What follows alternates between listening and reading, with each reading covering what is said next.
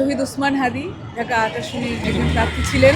তার মৃত্যুকে কেন্দ্র করে একটি গোষ্ঠী যে ধ্বংসলীলা চালিয়েছে দেশে, স্বনামধন্য দুটি পত্রিকাকে তারা ধূলিসাৎ করেছে। একই সাথে ছায়ানটের উপর আক্রমণ হয়েছে, বিভিন্ন জায়গায় অগ্নিসংযোগ হয়েছে, সারা দেশে সেই কাণ্ডগুলো ঘটিয়েছে তারা। এবং কালকে জানাজার নামাজ কেন্দ্র করেও এই ধরনের একটি মব তৈরি করার চেষ্টা তারা করেছে। আমরা দেখেছি জানাজা পরবর্তী সময়ে আইনশৃঙ্খলা বাহিনীকে উপেক্ষা করে সংসদ ভবনে প্রবেশ করার একটি প্রচেষ্টা তারা করেছে। এখানে যেটি হয়েছে যে ওসমান হাদির কবর এখানে দেওয়ার সিদ্ধান্ত হয়েছে, ভিন্নজন সিদ্ধান্ত নিয়েছে। যদিও আমরা জানি তার, আমি একটি পত্রিকায় পড়েছিলাম তার পরিবার চেয়েছিলেন যে তাকে পারিবারিক কবরস্থানে দাফন করার জন্য, তারপরেও কিছু মানুষ মনে করেছে জাতীয় কবি কাজী নজরুল ইসলামের সমাধিস্থলে তাকে সমাহিত করা হবে।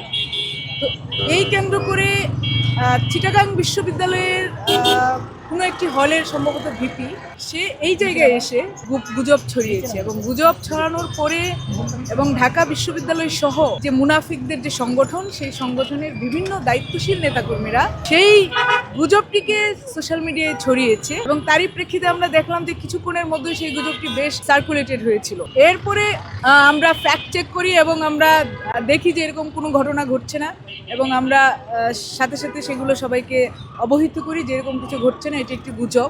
এই যে ঘটনাগুলো ঘটছে, আবারও একটি মব উস্কানোর চেষ্টা হয়েছে, একজন মানুষের লাশ নিয়ে যে রাজনীতিটা হলো, একটি কবর নিয়ে পর্যন্ত যে জঘন্য রাজনীতিটি তারা করলো, তারই প্রেক্ষিতে দেখেন আমরা এখন পর্যন্ত সহনশীলতার পরিচয় দিচ্ছি, বারবার সহনশীলতার পরিচয় দিচ্ছি, কিন্তু আমার মনে হচ্ছে যে মুনাফিকরা থামছে না। কিছু না প্রত্যেকটি ঘটনাকে কেন্দ্র করে তারা কিন্তু মব উস্কে যাচ্ছে, মানুষকে উস্কে যাচ্ছে যাতে ধ্বংসযজ্ঞের মধ্যে তারা সামিল হয়। কবরের মতো একটি ঘটনা, কবরের মতো একটা জায়গা নিয়েও তারা সেই কাজটি করতে পেরেছে। যদিও তারা দাবি করে যে তারা ইসলামের রাজনীতি করে, কিন্তু আমরা দেখছি মূলত ইসলামকে ধ্বংস করার রাজনীতিটা তারা করছে। দেখবেন যে দায়িত্বশীল থাকার পরেও, দায়িত্বশীল নেতাকর্মীরা সেই ধরনের মেসেজ ছড়ানোর পরেও কিন্তু সেই সংগঠনটি আজ পর্যন্ত কোনো দায় নেয়নি, তাদেরকে নিয়ে কোনো ব্যবস্থা নেয়নি।